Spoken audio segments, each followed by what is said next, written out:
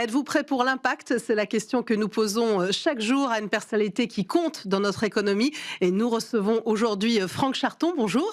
Bonjour madame. Délégué général de Périfem, qui est la Fédération technique du commerce et de la distribution. Vous allez nous la présenter dans un instant.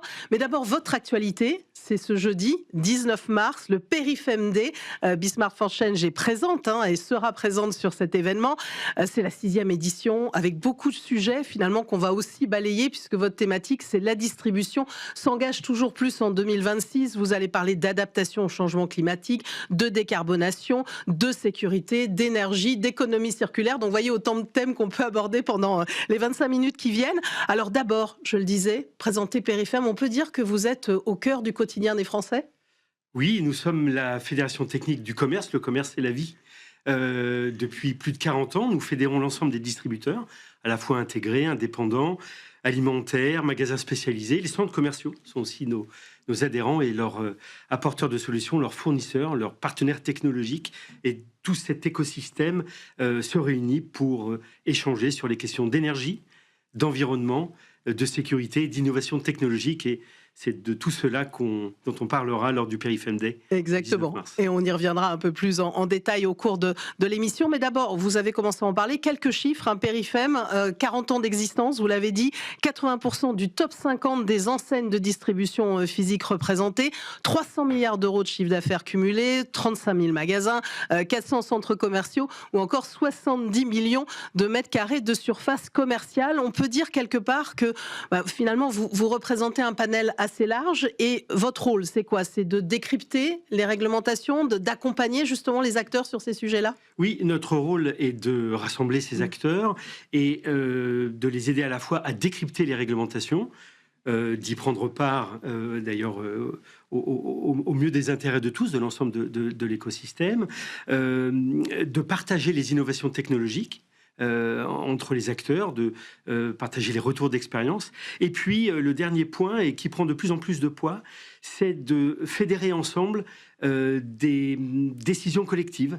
On aura l'occasion d'y revenir. On a décidé tous ensemble de fermer les meubles frigorifiques avec des portes. Ça, c'était une décision qu'on avait prise tous ensemble et qui ne peut se prendre qu'ensemble. Donc, c'est aussi un moyen de pouvoir avancer sur des sujets où seul on ne pourrait pas le faire. Exactement, sur les sujets de transition écologique, de toute façon, on ne peut pas faire seul. On va beaucoup en parler de transition écologique, puisque ça va être au cœur aussi du Périfem Day. Mais le premier sujet dont on va parler, c'est celui de la sécurité, parce qu'on sait que c'est quand même un enjeu majeur pour les commerçants, les distributeurs. Est-ce que vous pouvez nous expliquer ce que le vol, on a quelques chiffres quand même, quelques idées, représente justement en termes d'impact économique? Oui, la sécurité, effectivement, en termes d'impact économique, c'est un sujet majeur. On n'a pas de chiffres précis. On pense que le vol est autour de 2% du chiffre d'affaires et ça cache de fortes disparités.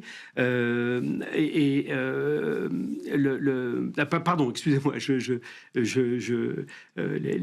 pris les chiffres dans l'autre sens. Le vol, c'est entre 1 et 4%. Donc, on a l'habitude de dire que la moyenne, c'est autour de 2%, mais ça cache de fortes disparités. Et le résultat d'un magasin, en moyenne en France, est 2%. Autrement dit, la part du vol, ça peut être l'équivalent du résultat d'un magasin. Donc c'est majeur et ça peut même amener certains magasins à se poser la question de leur pérennité. Est-ce que c'est une part que vous avez vu aussi augmenter? Malheureusement, avec le contexte complexe de crise économique, peut-être que malheureusement c'est un phénomène qu'on voit augmenter? Alors, c'est un peu difficile à dire. Chiffrer, oui. On sent que, en tout cas, c'est pas en baisse, ça c'est certain. Ouais. Et ça a pris aussi avec la venue des caisses automatiques, on va en parler. Exactement. Et l'avis que la CNIL a publié cet été, une augmentation de ce côté-là, absolument. Eh ben, vous en parliez justement, il y a de l'actualité autour de ces sujets-là. En mai dernier, la CNIL a publié 2 fiches pratiques qui concernent l'usage de caméras augmentées par l'intelligence artificielle aux caisses automatiques. Quelle est votre position sur ce sujet? Alors écoutez, notre position est très positive, c'est ce que nous appelions de nos voeux. Et pour la première fois, en l'occurrence la CNIL cet été, a reconnu la légitimité des commerçants à lutter contre les questions de vol, tout en respectant bien évidemment la liberté des personnes et des consommateurs. Et nous, on estime aujourd'hui que cette décision de la CNIL est une décision équilibrée qui à la fois permet une efficacité opérationnelle du côté des commerçants et à la fois permet une protection des consommateurs. C'est une mesure équilibrée et encore une fois qui permet de lutter contre soit les erreurs au niveau des caisses automatiques. On parle de vol, mais c'est pas toujours du vol, ça peut être aussi des erreurs involontaires. Et donc la mise en place de ces systèmes-là vont aider l'ensemble de l'écosystème, en commençant par les clients. Et il y a décidément beaucoup d'actualités avec cette proposition de loi aussi qui est portée par le député Paul Midi, qui là est sur la surveillance algorithmique dans les commerces jusqu'à fin 2027, avec quand même, j'imagine, beaucoup de questions qui se posent sur les questions de données, de reconnaissance faciale, enfin tout ce qui est lié évidemment à ces sujets d'IA. Il y a quand même un aspect éthique qui est fort. Oui, absolument, et c'est tout l'intérêt d'une loi. Et d'ailleurs, l'avis de la CNIL cet été le disait, le sujet nécessite une loi pour cadrer les choses de manière solide. C'est ce que nous demandions également, et c'est ce que le projet de loi Paul Midi, qui actuellement est au Parlement, devrait régler. Donc, une première étape s'est passée à l'Assemblée nationale. On va voir la suite au Sénat. Et effectivement, cette mise en place de l'algorithmique dans la vidéosurveillance de manière plus large que ce que nous avons vu avec la CNIL sur les caisses automatiques, permettra à la fois de lutter, encore une fois, contre les questions de vol, mais tout en protégeant les personnes. Et des garde-fous très importants ont été mis dans ce projet de loi Paul Midi, notamment pas de reconnaissance faciale, des technologies qui doivent être certifiées. On a, je pense, des garde-fous, une information du public, des garde-fous qui permettront justement d'apporter cette liberté pour les consommateurs. Donc on a vu à quel point cet enjeu de sécurité était majeur pour vous. Passons à la transition écologique qui, comme je disais, va être largement abordée au PERIFMD. Avec le sujet, on l'a déjà évoqué ici dans Smart Impact, des parkings commerciaux qui quelque part deviennent des infrastructures énergétiques. Quel rôle peuvent jouer les ombrières photovoltaïques dans cette transformation ? Alors c'est un rôle important puisque les parkings représentent une réserve foncière très importante et donc une possibilité de produire de l'énergie pour les magasins. On pense, enfin la moyenne environ, c'est 30, ça peut aller jusqu'à 30% de la consommation d'un site, la production photovoltaïque. Donc c'est très important et c'est d'autant plus important que le prix de l'électricité a doublé entre 2021 et 2025. Et donc on voit que c'est un véritable levier pour s'affranchir de variations de prix de l'énergie. On y est encore d'ailleurs un peu en ce moment. Voilà, donc c'est un sujet majeur. Et ça ne sera pas terminé de toute façon. Sera pas terminé dans les années qui viennent, on peut le penser. La difficulté, c'est que le cadre réglementaire de tout ça n'a pas arrêté de changer. C'est une histoire assez incroyable. C'est toujours pas terminé d'ailleurs. Il y a encore des textes qui ne sont pas totalement votés, des décrets qui ne sont pas sortis. Et puis il y a eu beaucoup d'attentes, par exemple sur la programmation pluriannuelle de l'énergie. Donc il faut remettre tout ça en place, quoi. Voilà, beaucoup d'attentes, ce qui explique que les acteurs n'ont pas encore tous franchi le pas. Et on est au début de cette histoire. Alors justement, je voulais vous faire réagir à une phrase que vous avez prononcée sur ce sujet. Nous sommes favorables à l'installation d'ombrières, mais de manière pragmatique et raisonnée. Vous l'aviez dit à Bâtirama il y a environ 2 ans. Pragmatique et raisonnée. Pourquoi il ne faut pas trop en mettre non plus? C'est compliqué peut-être d'avoir trop de production d'énergie, c'est ça? Exactement. C'était effectivement le point que nous défendions et on a été entendus par les parlementaires, donc tant mieux, au travers de la loi de simplification tout récemment, donc il y a quelques mois, effectivement, on est arrivé à un pragmatisme sur la mise en place de ces ombrières, à la fois en mettant dans une quantité que l'assujetti peut choisir, qui correspondra à son besoin d'autoconsommation et qui pourra d'ailleurs aussi mixer production photovoltaïque, mise en place de végétalisation pour... Oui, ça c'est important et on ne va pas mettre des panneaux partout, il faut du végétal. Alors chacun aura la liberté justement de ses choix, mais effectivement, on a déjà parmi nos adhérents à PERIFM certains qui ont fait le choix de ne mettre que des arbres, certains que des panneaux photovoltaïques et certains une mixité des deux. Alors Franck Charton, il y a un autre sujet autour de ces sujets d'énergie, ce sont les bornes de recharge pour véhicules électriques. Là encore, elles se développent dans les parkings commerciaux avec des opportunités, des enjeux. Aussi, j'allais dire, vous êtes un secteur très réglementé, il y a le projet de loi d'ADU qui, au niveau européen, va faire évoluer le secteur. Oui, alors effectivement, nous avons été assujettis à cette mise en place de bornes de recharge sur nos parkings, ce qui est une bonne chose puisque nous accompagnons nos clients dans leur nouvelle vie automobile et en l'occurrence électrique. Mais là aussi, il faut du pragmatisme, c'est-à-dire mettre 10% en nombre de bornes de recharge, comme la loi Dadu et la directive européenne le demandent, pourquoi pas, mais au moment où on en aura besoin. Aujourd'hui, on sait que c'est pas le cas, et donc le gouvernement français est en train, au travers de ce projet de loi Dadu, d'avoir une écriture intelligente et pragmatique du texte, avec une montée en puissance, avec des équivalences, et je pense qu'on aboutira à quelque chose de pragmatique et de réaliste. Oui, parce que la difficulté, c'est aussi, on le dit souvent, il faut avoir les infrastructures pour donner envie aux Français d'avoir des véhicules électriques et inversement réciproquement. Donc c'est compliqué, la charrue avant les bœufs, quoi. Voilà, donc il faut en mettre suffisamment, mais effectivement, il n'y a pas besoin d'en mettre 3 fois plus que besoin, en tout cas aujourd'hui. Autre sujet, je vous dis décidément, vous êtes un secteur avec très contraint, on va dire, par la réglementation, mais qui pousse aussi finalement à agir, même s'il y a des démarches volontaires. Le décret tertiaire, ça c'est un défi majeur pour les commerces. Est-ce que vous n'estimez pas quand même que les contraintes sont très très lourdes? Oui, alors les contraintes sont très très lourdes. Ce que je peux dire déjà sur l'aspect réglementaire, c'est que vous avez raison de le souligner, notre secteur est assujetti à de multiples réglementations et notre secteur est historiquement très légaliste. Donc, c'est un driver fort de notre activité, y compris à Périfem. Ce qui n'empêche pas d'ailleurs d'avoir aussi des démarches volontaires, ce qu'on a fait sur le protocole de sobriété énergétique en 2021, par exemple. Mais sur la partie réglementaire, notre objet, c'est aussi d'arriver sur des démarches pragmatiques. On en parlait sur les bandes de recharge, on en a parlé sur les panneaux photovoltaïques, et sur le décret tertiaire, c'est ce que nous souhaiterions. Et là, aujourd'hui, le texte qui est paru, effectivement, va nous poser de grandes difficultés, avec des valeurs qui ont été prises de manière un peu unilatérale, malheureusement. Ouais. On n'est pas toujours dans l'échange qu'on souhaiterait avoir. Et là, en l'occurrence, il a été assez unilatéral. Et les valeurs qui ont été publiées sont pour nous de notre évaluation pour un site sur deux ne seront pas atteignables. Donc, on arriverait dans des situations de non-conformité qu'on n'a jamais vues. C'est-à-dire qu'on serait, par exemple, en capacité de construire un nouveau commerce de façon conforme et on arriverait à l'exploiter de manière non conforme, ce qui serait inédit et on espère vraiment qu'on n'arrivera pas dans ce type d'impasse. Oui, parce que pour rappeler, ça pousse à des limitations, des réductions de consommation énergétique assez drastiques dans le secteur. Assez drastiques et unilatérales, oui, c'est ça, selon le type de commerce et selon à la fois le type de commerce, le concept commercial qui est différent selon les enseignes.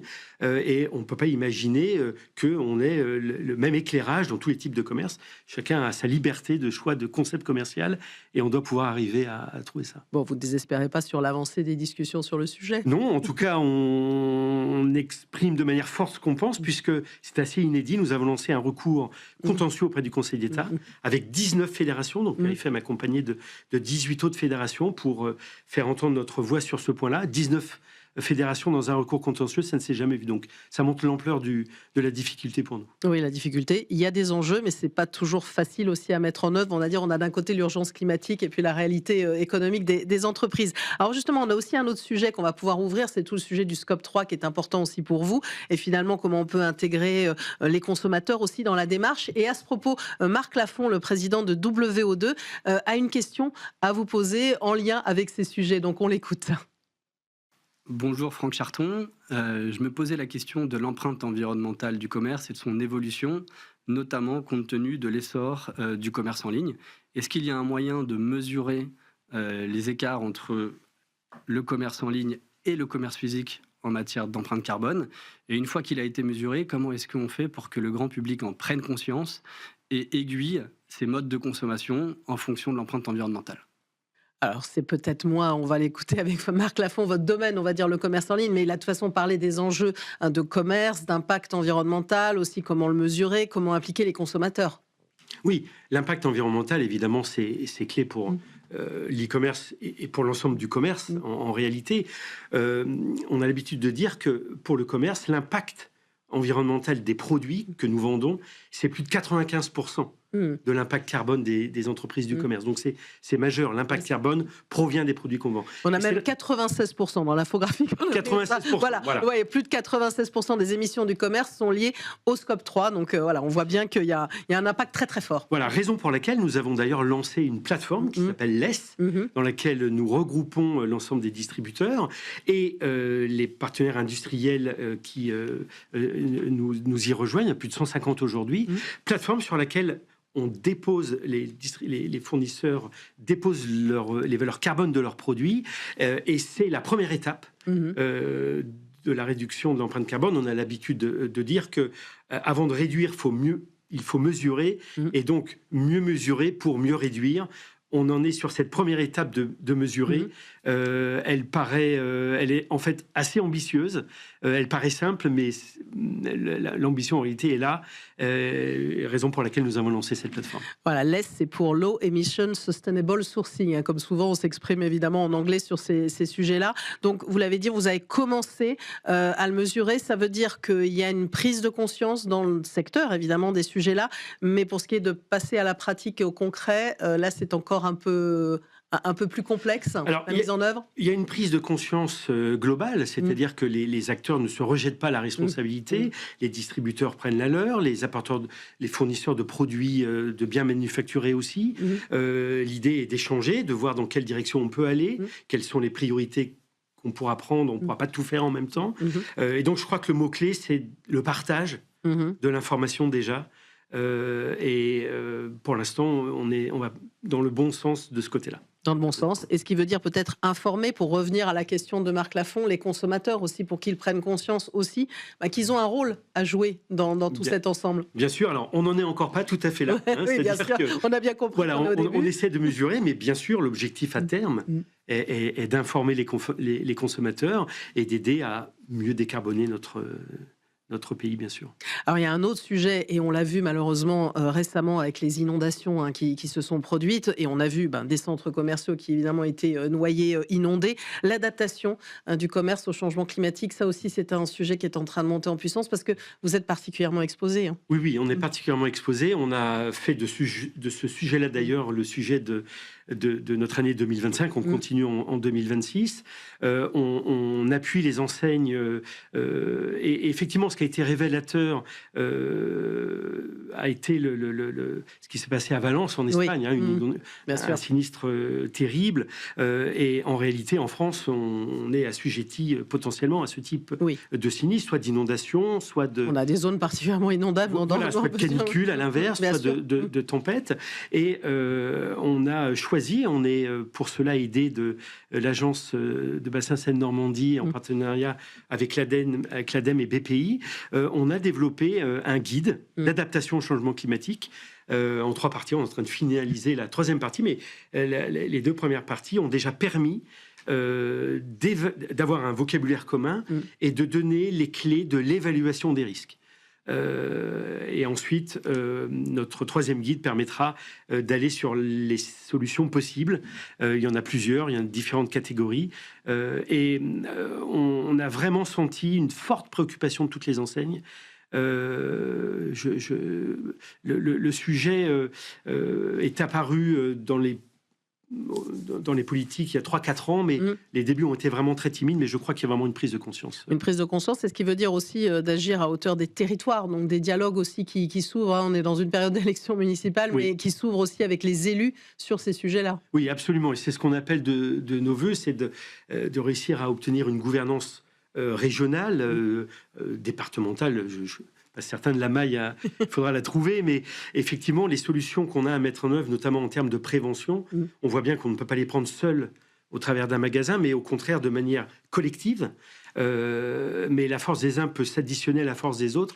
Et donc, voilà vraiment un sujet sur lequel on doit pouvoir se mettre au travail ensemble, et aussi pour les intégrer dans les programmations. Et donc, effectivement, dans le cadre des municipales, j'ai vu que certaines mairies l'avaient mis en sujet fort, et elles ont bien raison, parce que c'est un sujet qui peut véritablement impacter la vie de leurs concitoyens. Exactement, ça commence à monter bien au-delà en des puissance. Commerces. Exactement, ça c'est un sujet beaucoup plus vaste. On va parler dans un instant PERIFMD, mais un dernier mot quand même aussi du sujet de la loi GEC, le sujet d'économie circulaire, qui aussi seront abordés ce 19 mars. Il y a beaucoup de choses dont on pourrait parler. La reprise des produits usagés avec une application dois-je reprendre.com. Oui, nous avons lancé cette plateforme PERIFEM, donc dois-je reprendre.com, qui permet aux magasins à la fois de connaître l'ensemble des réglementations auxquelles ils sont assujettis, mais surtout de les rendre personnalisés à leur propre magasin. La loi AGEC a fortement, alors j'allais dire, augmenté, peut-être compliqué les obligations de reprise. Elles sont assez difficiles en réalité à appréhender. Ça dépend de la surface, ça dépend de la surface de vente de certains produits, ça dépend du chiffre d'affaires des autres. Bref, cette plateforme permet de sortir un diagnostic personnalisé pour chaque magasin. Et donc, voilà une réponse très opérationnelle qu'on a voulu apporter à nos adhérents et surtout aux points de vente, concrètement pour les points de vente. Alors, on a balayé beaucoup de sujets, comme quoi on voit que le commerce, la distribution a beaucoup d'enjeux en la matière, et en particulier transition écologique. Tout ça va être abordé à l'occasion du PERIFMD ce 19 mars à la scène musicale qui rassemble environ 800 décideurs. Vous allez commencer à en parler. Qu'est-ce que vous en attendez concrètement de ce jour-là? J'ai vu que certains l'appelaient le Davos de la distribution, c'est vrai? Alors écoutez, en toute humilité, je suis peut-être pas le mieux placé pour le dire, mais je suis ravi que certains le pensent. Le PERIFMD, effectivement, c'est la 6e édition, et merci de nous y accompagner. C'est la journée où on regroupe l'ensemble de nos adhérents, l'ensemble des dirigeants de la distribution, l'ensemble des partenaires technologiques, et également l'ensemble des décideurs des pouvoirs publics. Et on échange. On fait des retours d'expérience, on analyse l'ensemble des transformations du commerce, et ça durant l'ensemble de la journée du 19 mars. Et ce qui est intéressant, c'est que vous faites venir justement des acteurs d'autres univers, Yannick Jacquemart de RTE, Julien Dubourg de Citeo Pro, parce que vous le disiez, vous l'évoquez, on ne peut pas y aller tout seul sur ces sujets-là. Non, tout à fait. Le député Paul Midi aussi pour le projet de loi dont on parlait sera présent lors d'une des tables rondes sur le sujet. On a des tables rondes sur l'ensemble des thématiques qu'on vient de citer. Elles sont nombreuses. On a aussi l'ensemble des patrons de la distribution qui seront interviewés sur leur vision du magasin de demain et la volonté de se projeter aussi dans le futur et d'appréhender comment on doit se transformer pour arriver à ces visions-là. Et ici aussi, dans Smart Impact, on présente des solutions et vous mettez certaines en avant à travers les PERIFEM Awards aussi. Oui, concours de awards au travers de tous nos adhérents. On a le jury demain, donc je vous dirai évidemment pas les retenues, mais je ne les connais pas de toute façon. Voilà, il y a eu vraiment des très beaux dossiers. On a eu plus de 90 dossiers cette année. Très beau dossier et effectivement on voit l'ingéniosité de l'ensemble des apporteurs de solutions et aussi ce qui est intéressant au travers de PERIFEM, c'est que le fait de mettre ensemble les apporteurs de solutions, ils arrivent aussi entre eux à apporter en commun des solutions entre 1, 2, 3 apporteurs de solutions et là on a des dossiers où ils sont 3 ou 4 en réalité ça multipliera peut-être le nombre de trophées, mais à candidater. Travailler ensemble donc sur des solutions anti-gaspillage, optimisation énergétique, etc. Alors finalement, quand je vous écoute, on sent bien, et vous avez votre métier d'origine, évidemment le commerce, la distribution, que vous êtes en pleine mutation et que finalement ça vous oblige, les questions de transition écologique, à aller vers d'autres sujets et vers finalement une transformation du modèle. Comment ça vous impacte ? Alors, ça nous impacte effectivement de manière écologique, de manière économique, de manière organisationnelle. Donc, c'est vraiment un triple impact. Et la partie économique est importante, évidemment. Comment est-ce qu'on peut financer cette transition? C'est vraiment une question qui se pose. Les types de commerce sont très différents. On a des commerçants intégrés dans des grands groupes, on a des commerçants indépendants, on a des commerçants franchisés. Et donc, toutes ces typologies abordent aussi ces problématiques de façon différente. Certains sont en autofinancement, certains sont en tiers investissement. On a vraiment des modèles économiques très différents. On le voit d'ailleurs, poser la question tout à l'heure sur le photovoltaïque, sur les bornes de recharge. On a là des modèles très différents. Oui, puis ce ne sont pas des métiers d'origine, c'est ce que je disais. Ce ne sont pas des métiers d'origine, donc pour certains, ça reste internalisé pour des raisons stratégiques. Pour d'autres, par exemple sur les bornes de recharge, majoritairement, ce sont des solutions qui sont en tiers investissement. Donc est-ce que ça veut dire aussi qu'il faut continuer à faire beaucoup de pédagogie autour de ces sujets-là et des acteurs finalement que vous accompagnez ? Bien sûr, beaucoup de pédagogie pour à la fois avoir des démarches communes, brûler du gaz là où il faut, et pas se perdre dans des potentielles mises en conformité qui n'auraient pas lieu d'être. Donc, faire de la pédagogie, expliquer l'ensemble des possibles. À Périfem, on est là pour expliquer l'ensemble des choix possibles. Il y a rarement une solution qui est la meilleure que d'autres. Il y en a plusieurs selon la typologie de chacun, et c'est notre rôle de les présenter, d'en faire de la pédagogie, effectivement. Et c'est tout ça qu'on va découvrir évidemment ce jeudi 19 mars à l'occasion de Périfem Day à la scène musicale. Bismarck for Change sera présente ce jour-là avec tous ces décideurs, 800 décideurs du commerce qui vont parler de tous ces sujets-là. Et en tout cas, on a bien illustré avec vous à quel point votre secteur, comme beaucoup d'autres, doit être en mutation et en transformation par rapport à tous ces enjeux. Merci Franck Charton. Bon Périfem Day, on peut vous le dire aussi. Je vous remercie. Et à bientôt sur Bismarck for Change. On retrouve Thomas Hugues pour la suite de cette émission Smart Impact et la rubrique Smart Ideas.